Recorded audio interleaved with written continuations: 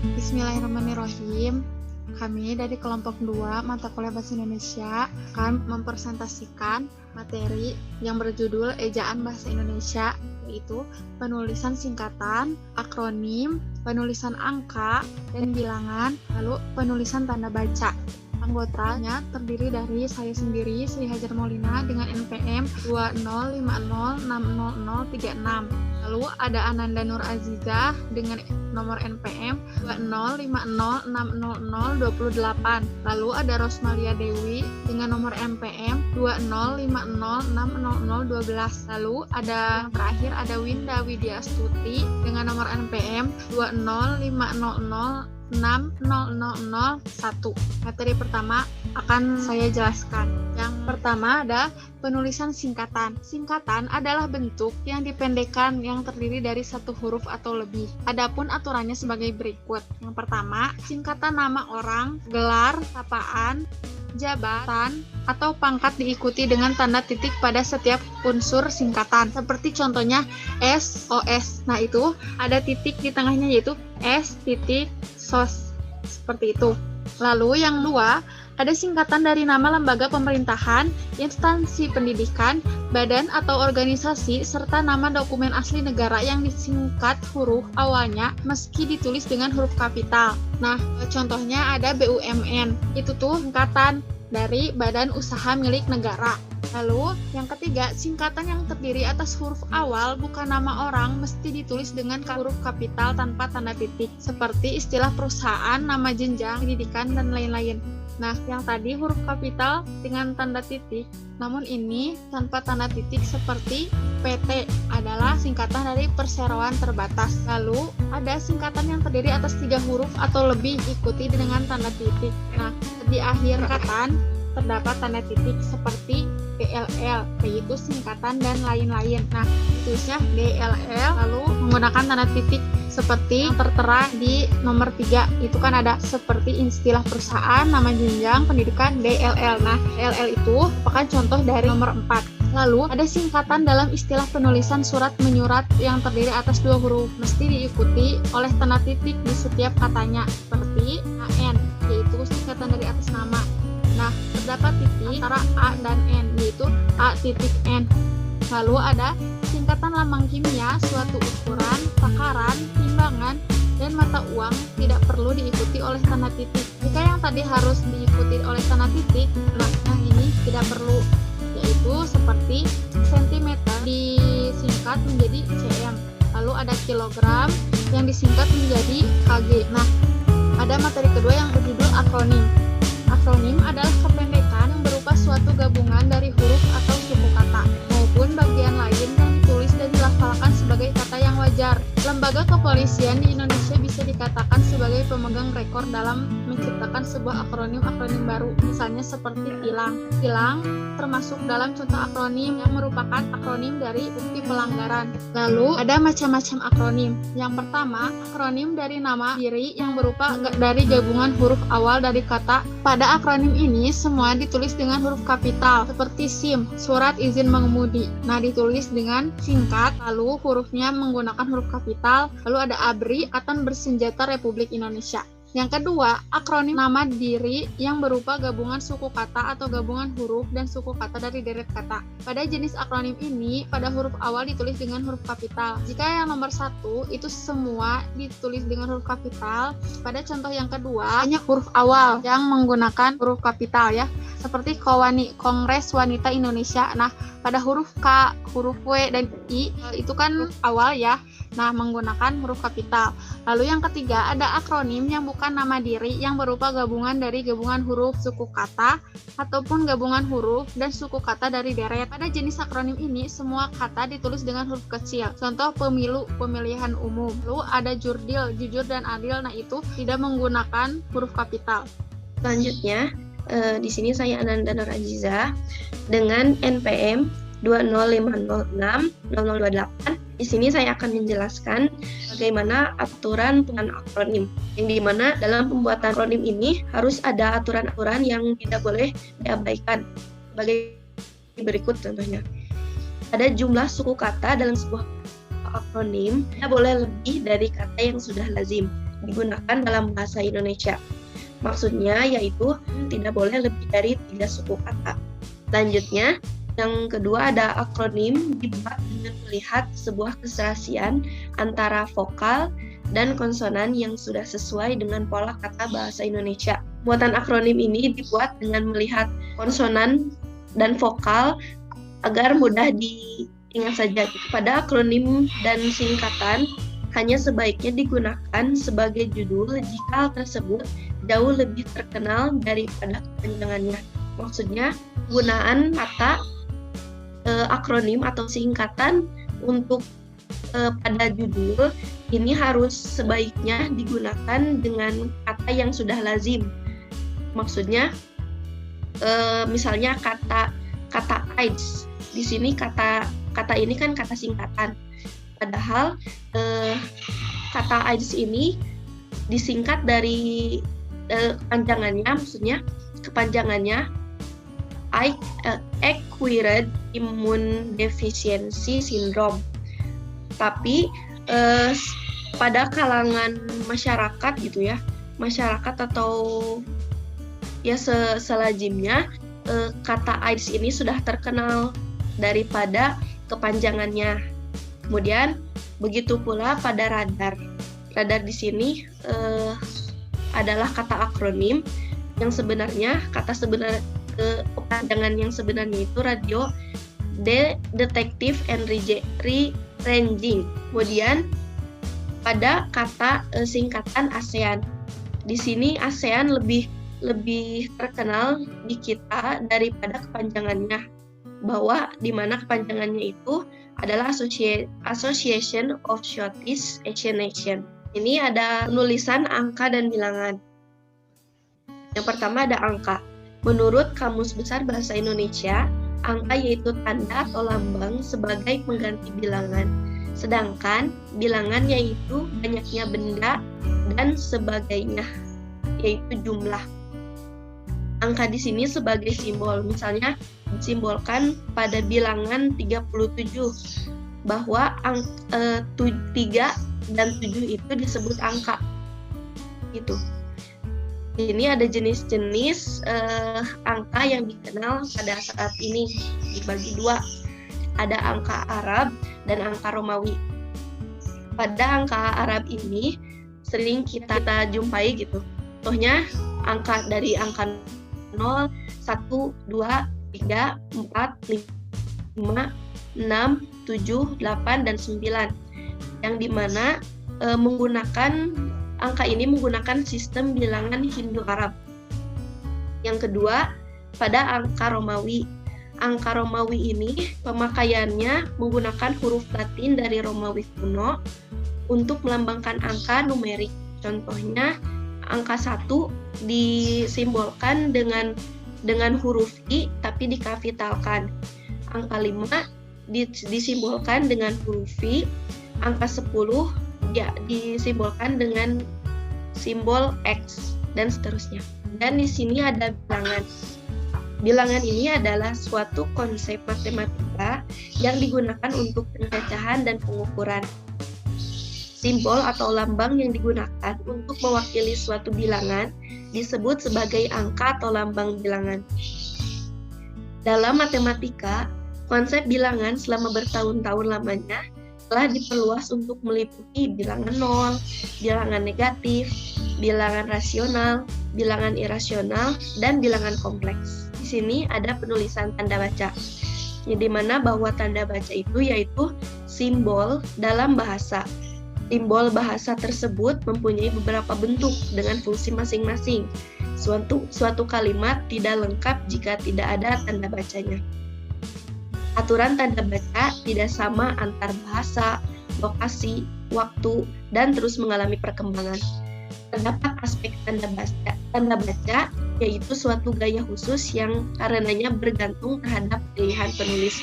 Jadi, dengan kita mengetahui atau tahu bagaimana penempatan tanda baca, kita dapat menggunakan kalimat atau pengucapan dengan berkomunikasi dengan orang dengan mudah, dan kalau dalam bahasa Indonesia dengan baik yang benar ya.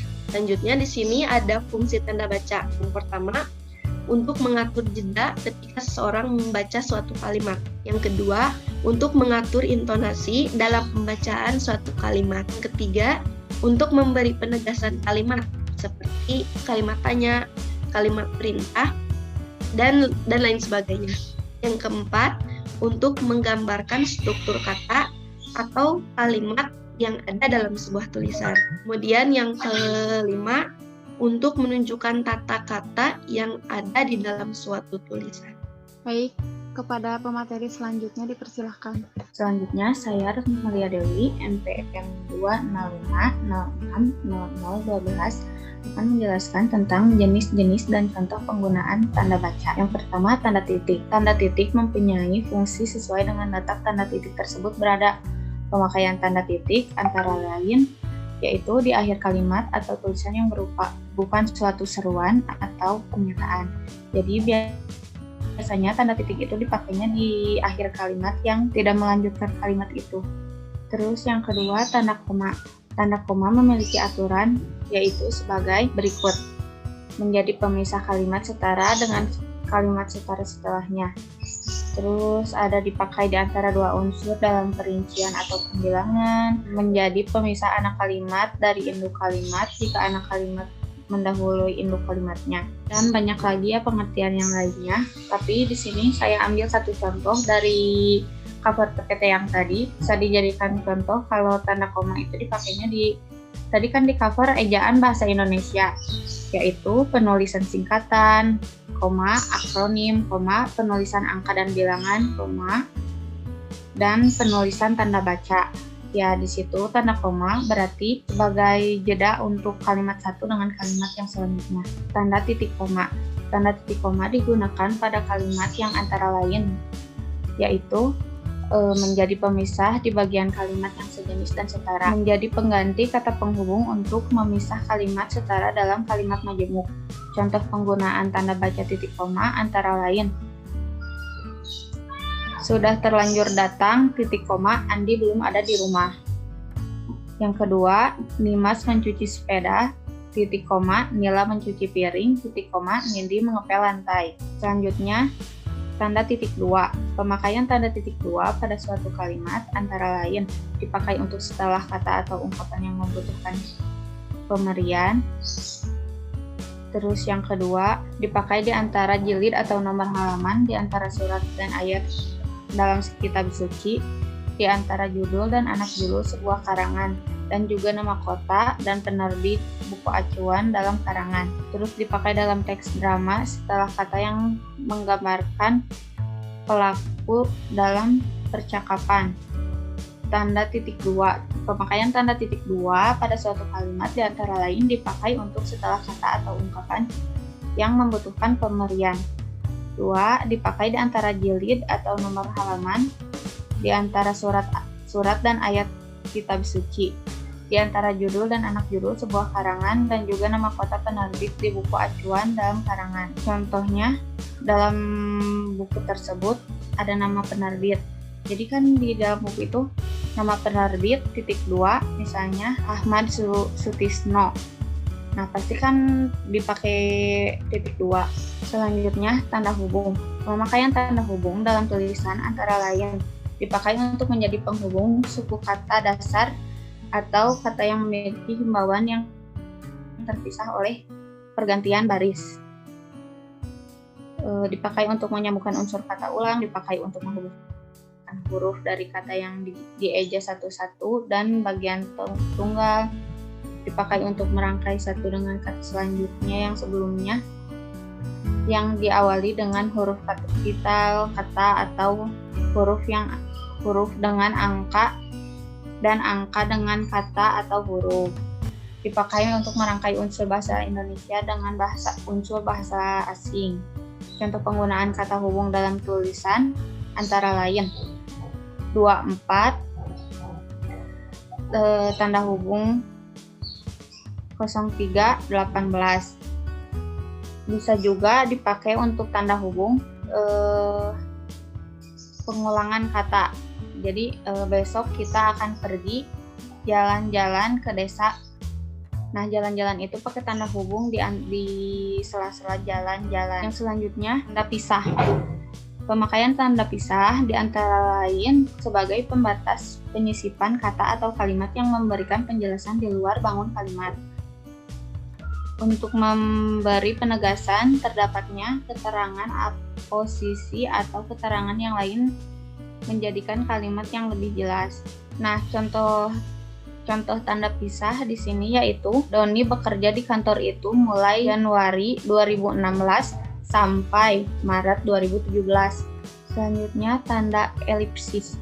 Pemakaian tanda elipsis yakni dipakai dalam kalimat atau dialog yang terputus-putus dan untuk memberikan petunjuk bahwa dalam suatu kalimat atau naskah terdapat bagian yang dihilangkan. Contoh penggunaan tanda elipsis yaitu aku ingin titik-titik liburan. Bagaimana kalau kita berangkat minggu ini? Nah, titik-titik ini biasanya dipakai untuk pengisian di soal ujian. Yang keduanya ya sama, titik-titik, kemudian dia akan pulang ke rumahnya. Selanjutnya, tanda tanya. Pemakaian tanda tanya adalah di akhir suatu kalimat tanya dalam kurung untuk menyatakan bagian kalimat yang disangsikan kebenarannya. Contoh penggunaan tanda tanya adalah dia dilahirkan di tahun 2000, tanda tanya. Terus, apakah jurusanmu? Tanda tanya. Berarti itu mengartikan kayak pertanyaan gitu. Baik, materi selanjutnya oleh Winda. Tanda seru. Pemakaian tanda seru adalah pada akhir kalimat perintah diakhiri ungkapan atau pernyataan yang memberi gambaran kesungguhan, ketidakpercayaan, ketakjuban maupun rasa emosi yang kuat. Contoh penggunaan tanda seru antara lain hebat, tanda seru semangat, tanda seru segera selesaikan tugasmu, tanda seru diam. Tanda kurung. Pemakaian tanda kurung yaitu untuk mengapit tambahan keterangan atau penjelasan. Untuk mengapit keterangan atau penjelasan yang bukan integral pokok pembicaraan. Untuk mengapit antara angka atau huruf yang merinci suatu urutan keterangan dan juga mengapit huruf atau kata yang kehadirannya di dalam teks yang dihilangkan. Contoh penggunaan tanda kurung yang ini dilaksanakan sesuai dengan GBHN, garis besar haluan negara. Tabel 2.1 menjelaskan tentang perbedaan antara hewan karnivora, herbivora, dan omnivora. Tanda kurung siku. Tanda kurung siku dipakai untuk mengapit huruf kata atau kelompok kata sebagai koreksi atau tambahan pada kalimat atau bagian kalimat yang ditulis orang lain. Umumnya tanda ini dipakai untuk menyatakan bahwa terdapat kesalahan dalam naskah asli dan juga mengapit keterangan dalam kalimat penjelasan yang telah bertanda kurung. Contoh penggunaan tanda kurung siku yaitu perbedaan kedua proses ini. Persamaannya dibicarakan dalam bab 2. Lihat halaman 30 sampai 35. Perlu diceritakan kembali di sini. Permaisuri itu satu raja dibunuh. Tanda petik. Tanda petik dipakai untuk mengapit petikan langsung yang bersumber dari pembicaraan dan naskah atau bahan tertulis lainnya. Mengapit judul syair, karangan, atau bab bukan buku yang dipakai dalam kalimat. Dan juga mengapit istilah ilmiah yang kurang dikenal atau kata yang mempunyai arti khusus. Contoh penggunaan tanda petik antara lain, dia dikenal dengan julukan si patih lidah. Aku tidak mengenai dia, kata Indri. Tanda petik tunggal. Tanda petik tunggal dipakai untuk mengapit petikan yang tersusun di dalam petikan dan juga mengapit makna terjemahan atau penjelasan kata atau ungkapan asing. Contoh penggunaan tanda petik tunggal antara lain tok, tok, tok. Pintunya sudah diketuk, tapi tidak ada orang yang membuka. Beautiful berarti cantik. Makna garis miring. Tanda garis miring dipakai dalam nomor surat, nomor pada kalimat, dan penandaan masa 1 tahun yang terbagi dalam 2 tahun takwim, dan juga sebagai pengganti kata atau dan tiap. Contoh penggunaan tanda garis miring antara lain, motor itu melaju kecepatan 100 km per jam. No 17 garis miring PK garis miring 2018 Jalan Merdeka 3 garis miring 10 masa bakti 2018 garis miring 2019 tahun ajaran 2018-2019. Tanda penyikat atau apostrof. Secara umum tanda penyikat dipakai untuk menggambarkan penghilangan bagian kata atau bagian angka tahun. Contoh penggunaan tanda penyikat antara lain UUD 45 menunjukkan tahun 1945. Walau ke ujung dunia kau kan kucari, kan menunjukkan kata akan. Terima kasih. Baiklah, sekian presentasi dari kelompok kami. Semoga apa yang kami sampaikan dapat dimengerti dan jadi manfaat bagi kami sendiri dan bagi kalian semua. Terima kasih. Ditutup dengan doa. Assalamualaikum warahmatullahi wabarakatuh.